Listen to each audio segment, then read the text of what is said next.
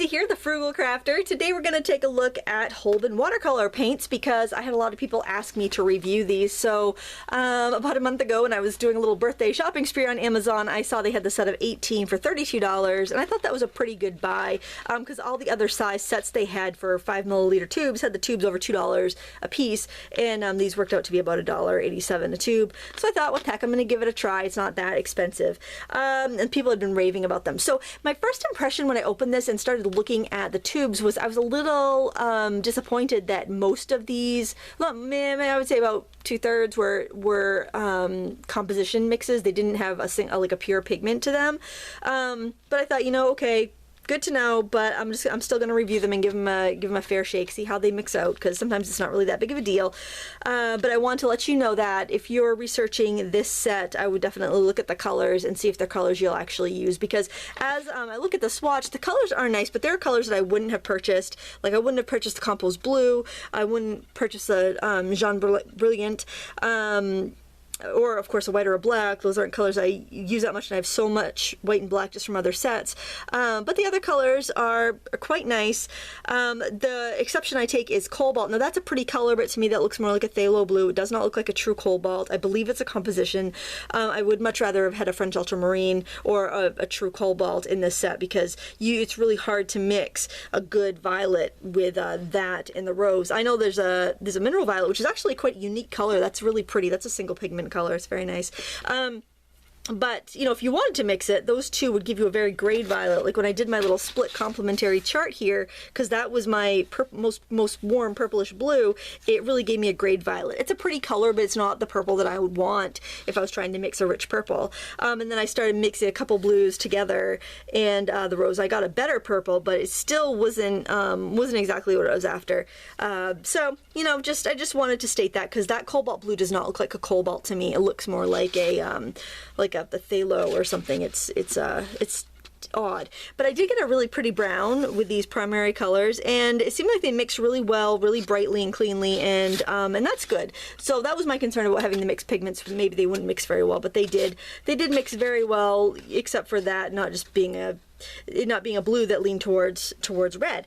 So I want to compare them to another Japanese paint, because these are made in Japan. The Turner paints are also Japanese, and I found a lot of similarities to those colors, like in vibrancy and whatnot. I think the nice thing is, if you do have this set and you decide you want to try this, that there isn't that much duplication. The Permanent Scarlet is more pink than the vermilion hue. The Gamboge is similar to the Permanent Yellow Deep. I feel like this Permanent Yellow Deep's a little cleaner. And the Permanent Yellow, Permanent Lemon is similar in hue to the Maya Yellow, but the Maya Yellow is a weaker pigment. Of course, you get that beautiful satin green in Turner. But those are, you know, both almost the exact same price, both of those sets. So, you know, so I definitely would consider them very equal in quality right now, as far as I've gotten with my experimentation. So I was sitting on the porch the other day, and I painted this. We have a fruit bowl out on the porch because it's hot in summer, and you just can't keep fruit very long in the house, or you're gonna have fruit flies. So our fruit bowl on the porch, I know, really classy. But I painted this, and I like the way it came out. I didn't sketch it first; I just kind of went right in with the paint. And then I thought, you know what? I have all these earth tones. I've got black. I don't use black very often. I thought, you know what? I'm going to try mixing black with some of these colors. I think I used Depression Blue there, and I mixed it, and I picked up some feathers in the yard, and I just kind of did some painting of feathers, and I really liked the earth tones there. So I had fun with that. Let me know in the comments below if you'd like to see a tutorial of this. I think I'll do a demo of this feather, one of these feathers right now, just so you can kind of see how they go. So the video won't be too crazy long, but you know, I'm pretty pleased with these paints. I think if you have a bunch of watercolors, you don't need these, but if you are looking for a good set that's not too crazy expensive, you know, they're decent buy. So I squirted my paints into this palette. This was the Jerry Q one that I reviewed. I took the pans out and actually put the paints right into the cavities that were underneath the half pans, because I didn't want them to stick to the roof of the palette, and that happens sometimes when you have wiggly loose pans inside of like their their own compartments like that. These took a long time to dry, and I'm not sure if they're completely dried out yet. But I'm going to do my little feather, one of these little feathers here. And I think I'm just going to wet the feather shape. You know what, when I draw it on so you can see, because otherwise it's going to be difficult, I think, for you to follow along. Hold on, let me find a pencil. Cooking with fire now. Okay, I'm just going to draw just a simple feather shape. I'm drawing darker than I typically would just because I want to make sure you can see it. That's always helpful, right? When you can see what I'm doing. Something new I'm trying here. And get the barb in there. There. And then now you'll be able to see kind of where I'm putting in my water. I'm just going to use this water brush. This is the one that came with the Jerry Q Arts palette.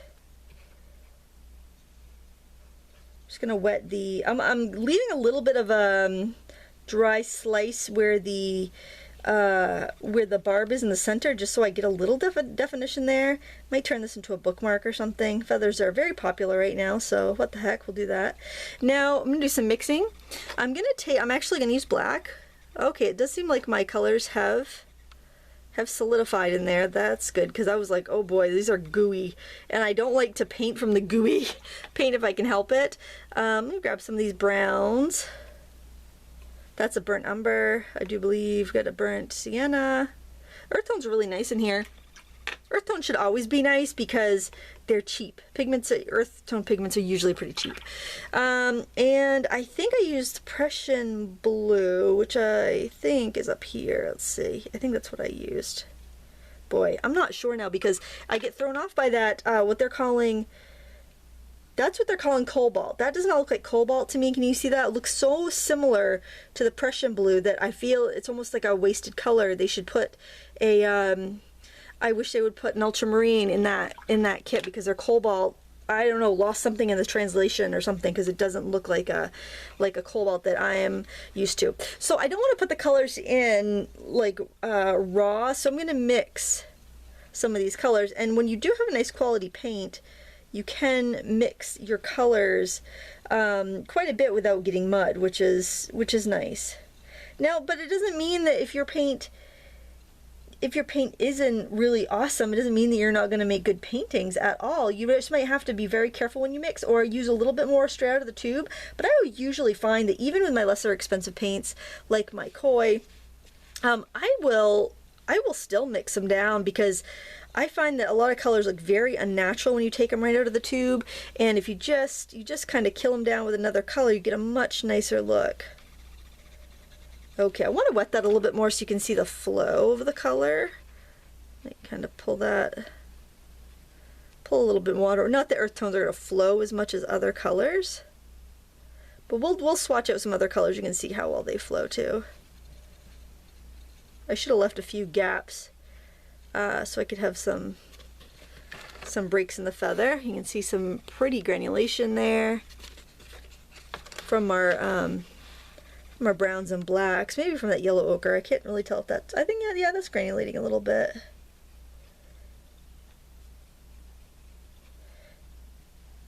Yeah, we'll have to try another color for flow. I'm working on a cold pressed paper that does have some bumps to it, so I don't know how well that's going to flow. And just going to put some little stripes in there. I'll do that right with the black, and we'll see how it blends in with the other ones.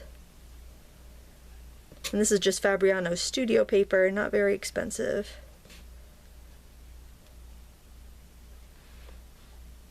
Just put our little stripes in there. Spatter on some. I like that. I like the spatter. But you probably know that. I feel like I want a little more color in here, maybe. But, you know, that's a very simple thing that you can practice, and you can work with mixing colors and see how they go.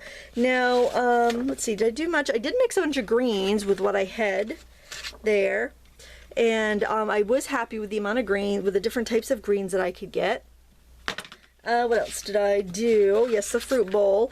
And that was a lot of glazing, a lot of little dabs of color, layering color.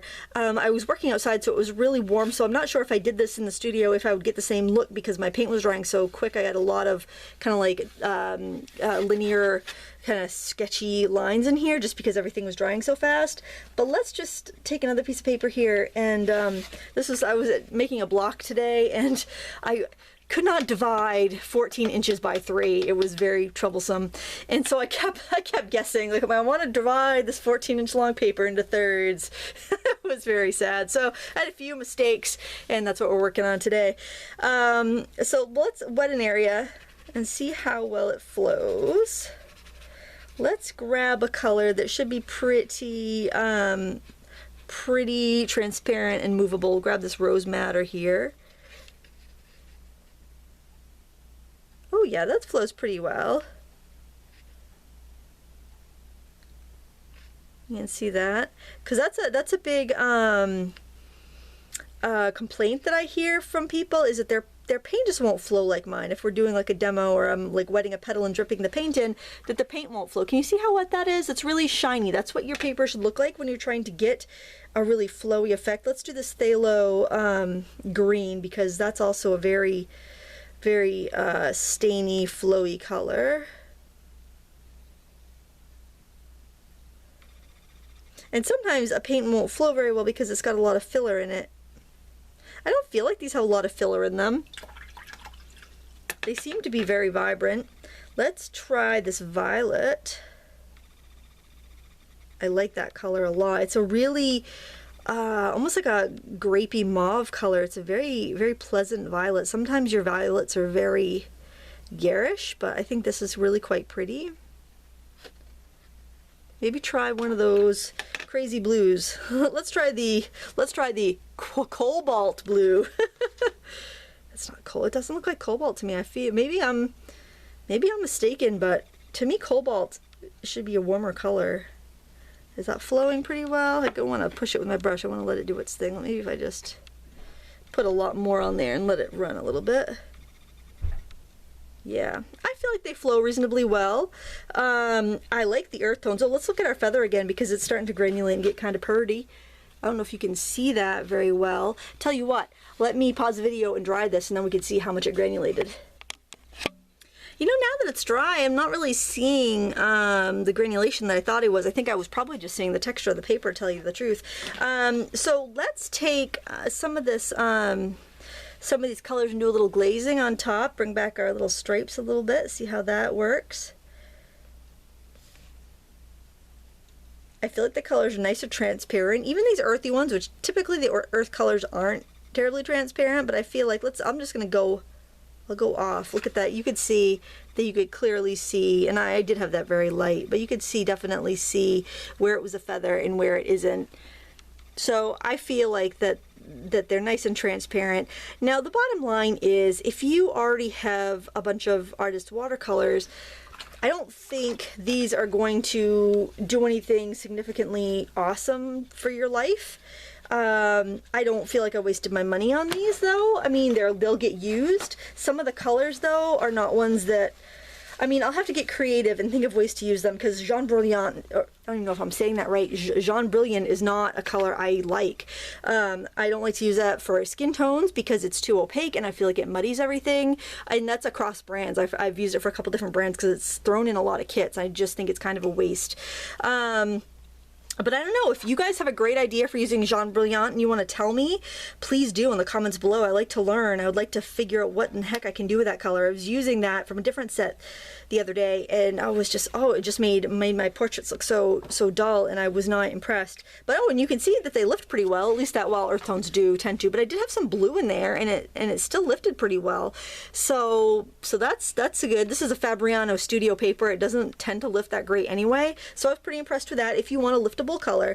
But you know, that's the thing. If you're looking to get some artist grade paints and not spend a fortune, they're a good bet. You know, you can't beat it for less than $2 a tube. Of course, there are some colors that you wouldn't buy if you're picking out your tubes individually, but you're not going to find those tubes that cheap anywhere. So, you know, you got to weigh it. If you're in a country where these are crazy expensive, I would say keep looking. You know, you don't have to have these. Look and see what other brands are out there that are comparable, but these definitely are a decent paint. If you're looking to buy them, I say, yeah, go ahead. Just know that there's probably a few colors in there that you're not going to use, and I just don't like to see things go to waste. So that's just my problem. Even if you're, you know, even if you're going to use 15 out of the 18, it's still not a bad buy. But there you go. Thank you so much for watching, and until next time, happy crafting.